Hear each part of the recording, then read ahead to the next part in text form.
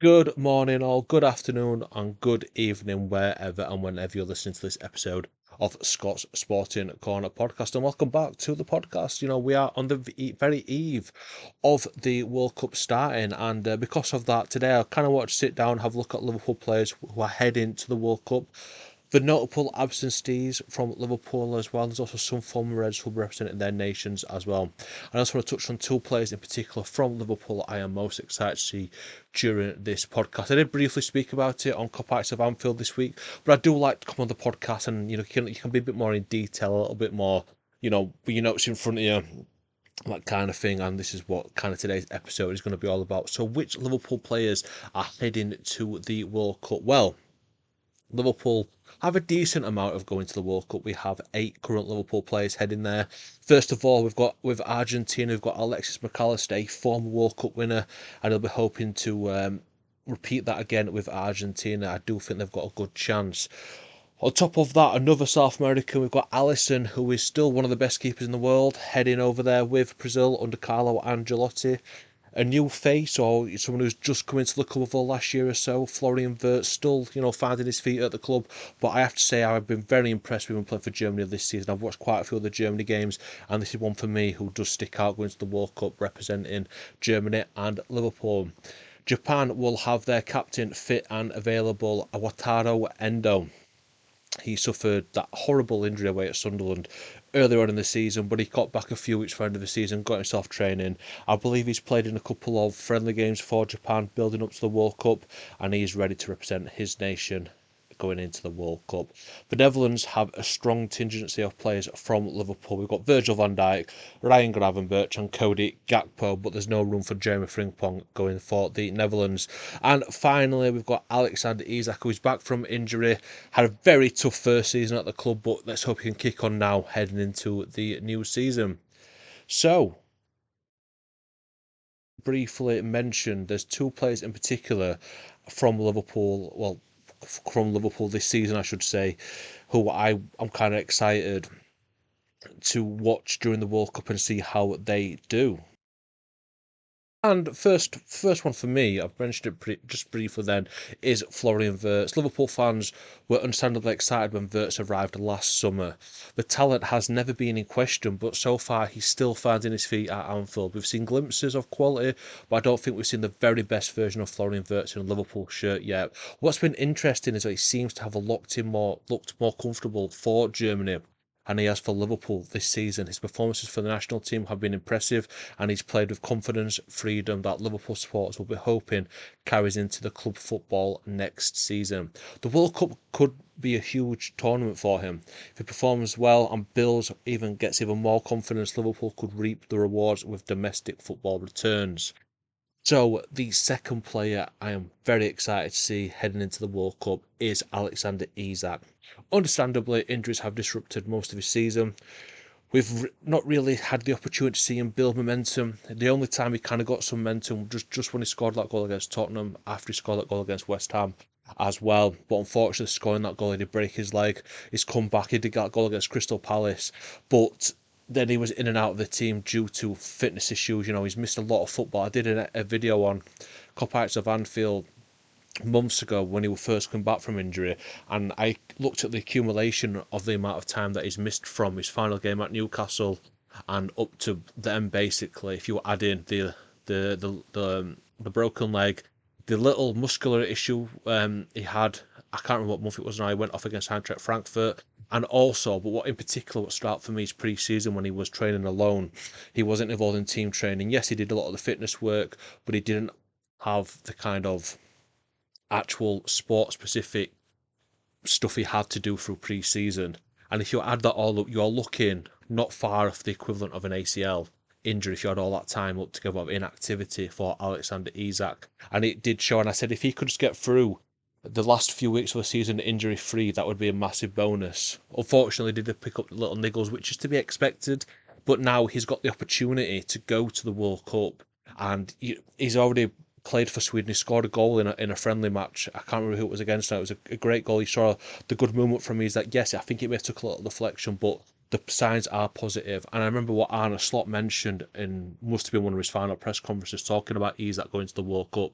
And he spoke about how international football has lower intensity than Premier League football, which in a way could help Isak in the next few months, well, the next 3 weeks or so, while he tries to get some minutes under his belt, play a bit less intense football, but he's getting the minutes under his belt that he can kick on for pre-season for us.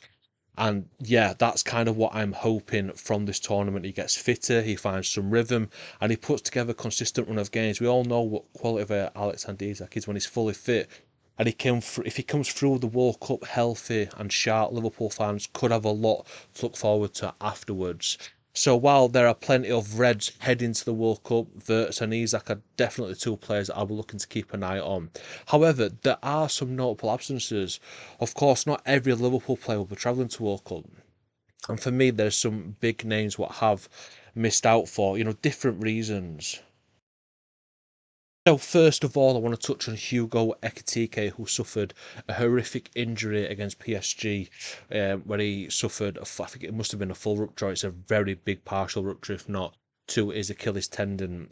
He's going to be out for a very long time, which as soon as that injury happened, you knew that his World Cup dreams were over, unfortunately. He's going to be a big miss for France, who, for me, are one of the favourites to win the World Cup. I think there's four kind of nations for me. From Europe, you're looking at Spain and France, and I think the South American contingent, you're looking at Argentina and Brazil in there. Also, I mentioned it previously earlier on, Jeremy Frimpong was missed out for the Netherlands. He wasn't selected, and it must be due to the accumulation of time he's missed in his first season at the club. The consistent hamstring issues, and hopefully for Jeremy Frimpong, he can, rest up this summer, build some kind of stuff in the gym, get himself ready for next season to work under Iriola.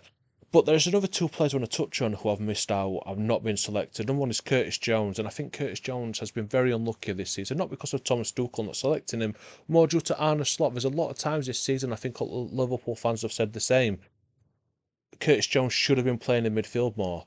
And obviously, back end of the season, he did put a lot of minutes together at right back, but we didn't see enough from midfield. And you saw how he took the goal on the final game of the season. He was the one off the ball who broke between the midfield lines to get into the box. And he was quite far back and he managed to get up there. And for me, that's what he has, as well as the quality to Liverpool. He's fantastic on the ball, but he's got fresh legs in there. A lot of times this season, the players in particular, I don't want to mention really any names in there because I don't think it's a podcast to do this, but we're missing legs in midfield, and I think Curtis Jones could have added that. And if that he was given the opportunity more to do that, I believe he could have been the one on the plane to the America with the England squad. But another player who is in Miami right now with England, and I believe he may be playing tonight. He played at the weekend in the second half. You even got man of the match, and that is Rio Ngumoha. However, he is not selected for the World Cup. He is one of the kind of, I don't know what you call it, the extras they've took while, they're making the numbers up until everybody's fit and firing to go for the World Cup. I don't believe he can be selected if there's an injury. I think that place will be given to Alex Scott, who was named, in the preliminary squad. But Rio Ngumoha played fantastic against New Zealand. Hindsight is a wonderful thing. I said before, when the squad was first announced, I wouldn't have took Rio. But if you look now on how he come on in that second half, in them hot baking conditions in the Americas, you wouldn't, if you're a defender, you wouldn't want to be facing that if you've played 60, 70 minutes. And if he comes on 20, 25 minutes, it's frightening for defenders. And I do think both Thomas Tuchel could now be making the same mistake as what Arne Slot did, not utilising Rio more. Liverpool didn't use him enough this season, particularly from the bench, and I also think Thomas Tuchel is making the same mistake as Arne Slot. And this now means, I believe, that there's going to be no Liverpool player representing England in the World Cup for the first time before he's not been selected. So yeah, there is some ex-Liverpool players in the England squad, but obviously there's no current Liverpool players in there. So some, the names I've mentioned there, some, for example, Ekitike in particular has missed out through injuries. Frimpong is a little bit down to injury related due to the time he's probably missed. On that, and obviously Curtis Jones and Rio just haven't been selected by Thomas Tuchel. But there's also some players who would have been going, but they're country unfortunately didn't qualify for the World Cup. In particular, the Hungarians. We've got a trio of Hungarian players: Dominic Szoboszlai, Milos Kerkez, and Pexi, I believe how you pronounce it. He made his debut for Hungary last night, actually, and apparently played very well. I know I went to the Bilbao game again in the season, and he played in the second half there in one of the games in that double header, and I thought he played quite well. He looked a really good player. So yeah, the Hungarian contingent has missed out on the World Cup, unfortunately. Mamardashvili would have been another one if Georgia qualified. Unfortunately, they didn't. Chiesa is an interesting one if Italy did qualify, because he has been called up a few times this season, but he's chose not to go, focus on getting fit. So I don't really know what's going on there. And finally, Kostas Tsimikas for Greece. If they qualified, he'd have been one of the first names on the squad, I believe. He scored a goal the other day for actually Greece, which was a cracking goal, to be honest. Yeah, so for players with their quality, or them guys I just mentioned, they're missing out on the World Cup, which is massively disappointing. So yeah, unfortunately, their countries didn't make it. And there is one sad story as well, a real injury heartbreaking one, where a former Liverpool player, Takumi Minamino, was a bit of a cult hero at Liverpool. I remember in our cup double season, I think he was our top goal scorer in both of them cup competitions.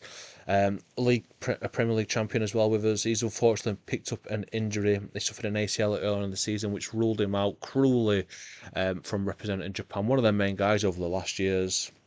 So I believe he's going there in some kind of coaching capacity role to be with the squad. So he'll be linking up with Taro Endo there. So, like I said previously, there are some more former Reds who are going to the World Cup, and in particular, the three lads who have left us this season. Mo Salah will go with Egypt, who will be their main man.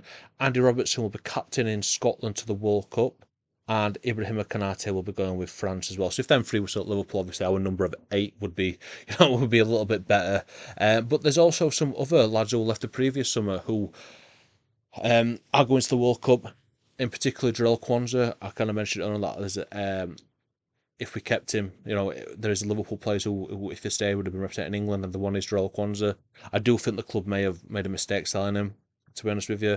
But he, I think he's flourished in Germany, and he's been rewarded by having a spot on the plane to Miami. And there's a South American contingent of ex-Liverpool players going as well. Darwin Núñez is there going for Uruguay under Marcelo Bielsa, easy for me to say. And Luis Diaz, who's had a fantastic season for Bayern Munich. He'll be hoping he can drag Colombia through the groups and into the last stages there. So, yeah, that is it really, folks. This is the kind of little preview to all the Liverpool players, a few ex-Liverpool players in there as well, who will be going to the World Cup, and unfortunately some will not be going there either. So, from a Liverpool point of view, we've got McAllister, we've got Alisson, Endo, we've got Wirtz, and we've got the Dutch trio in there as well as obviously Alexander Isak with season. Yeah, for me, like I said, the big points for me going into this World Cup from a Liverpool point of view, can Wirtz bring his Germany form onto the bigger stage and then carry that into next season? Can Isak stay fit, build some momentum, and remind everyone why Liverpool was so excited and were happy to break the British record in there? Those are the main questions for me. I'm watching closely throughout this tournament on the Liverpool players and anyone we are linked with in particular. So, who are you most excited to see at the World Cup? Please let me know in the comments below. So, I've been Scott, and this has been Scott's Sporting Corner. Thank you for listening to this episode of the podcast. And yeah, I'll catch you all in the next one.